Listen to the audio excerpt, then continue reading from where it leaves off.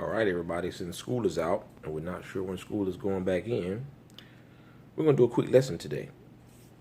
So, conflict resolution. And this is for, school students, middle school through high school, because the behaviors are going to be the same. Sometimes more mature, sometimes less. The situations are most likely going to be the same.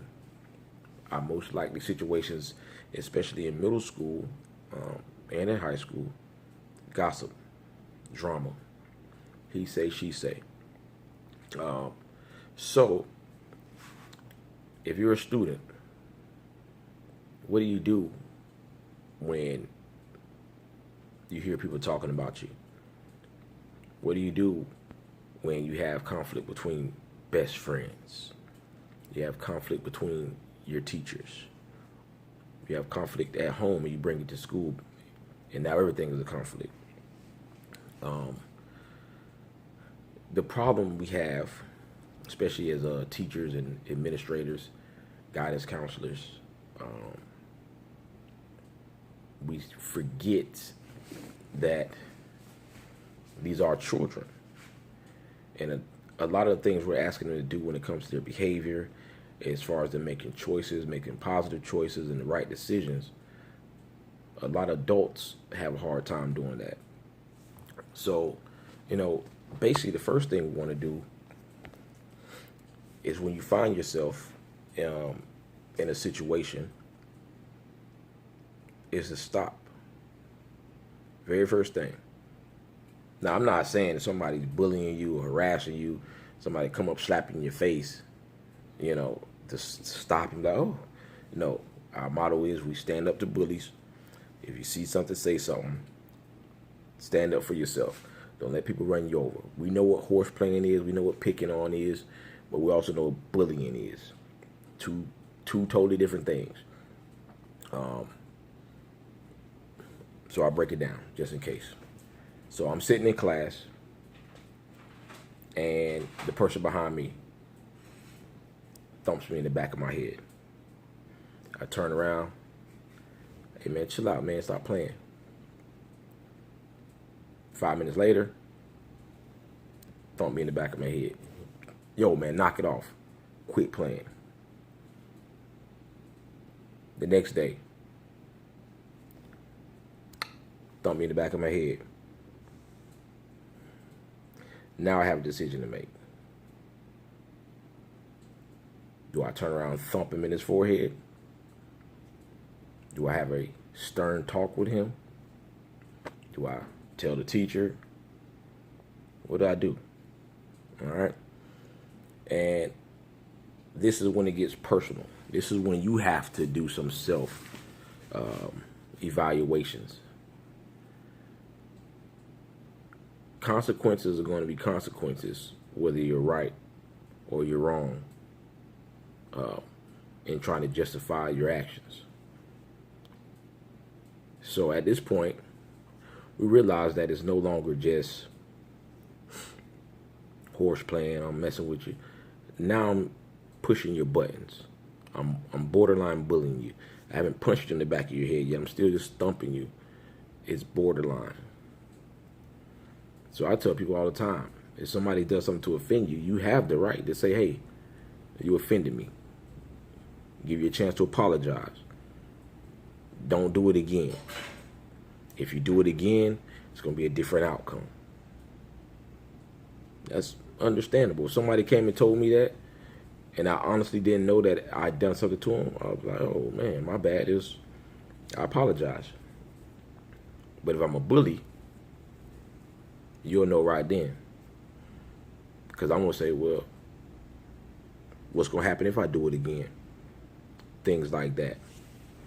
A lot of kids, a lot of people honestly don't know how to deal with that type of response, those type of behaviors. So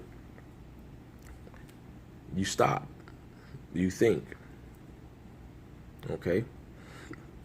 You already told the person to stop once. Now the second day's come around, they're doing it again. I tell kids all the time, look, you tell a person, The same way your mom or dad would tell you when you mess up, knock it off.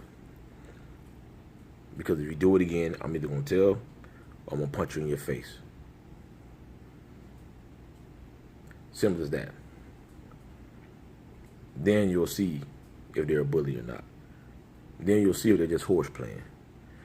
You know, I tell kids all the time, don't get into a fight over horse playing. Don't get in trouble, suspended, put in detention, have your parents have the lead worker come pick you up for horse playing because somebody was horse playing a little bit too much. The other person didn't feel like horse playing, and now it's a little scuffle. Solve nothing. The rule of horse playing is nobody is ever on the same horseplay schedule. My horseplay schedule may not be coinciding with yours. You know, I don't feel like horse playing right now, so stop. And one person may get it and the other person doesn't, and that's when it usually turns into an altercation. So being okay and knowing that it's okay to confront the person who offended you and tell them to knock it off. First step. Second step. Sometimes you may have to get physical to defend yourself.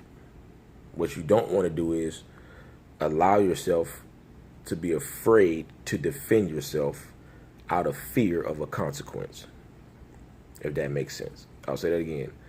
Don't allow yourself to be afraid to defend yourself out of the fear of a consequence.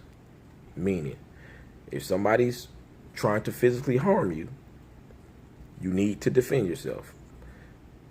If defending yourself means running away, run away. If defending yourself means swing your arms crazy to get them off of you, do that. If it means, a little shot to the groin area, you gotta do what you gotta do. But don't just lay there or stand there and let somebody plummet you and just pound you. I've seen that happen before, and the excuse was I didn't want to get in trouble for fighting. I understand that. Some kids are taught that way. But this day and age, administrators know, teachers know, we know usually who's the provoker and who was the person trying to walk away and who wasn't. So parents, don't be afraid to tell your kids to defend yourself, but don't be telling your kids, oh, if somebody touch you, then you better beat them up or you better fight them back, because they literally take that as, if I walk past them and I shove their shoulder, then we need to have an all-out war in the hallway. Or if I poke them like that, or I horseplay with them and they're not in horseplay mood, to mean that's their shit. My mom said, somebody touch me, then I better fight back. So we got to be careful with our words, because kids have a hard time rationalizing exactly what's wrong in a lot of these situations. Okay? So the easiest thing we can do is walk away. And also just have no problem telling the person, hey, you offended me. Conflict can be avoided simply by walking away, expressing your concerns, and standing up for yourself. So a quick lesson on conflict will be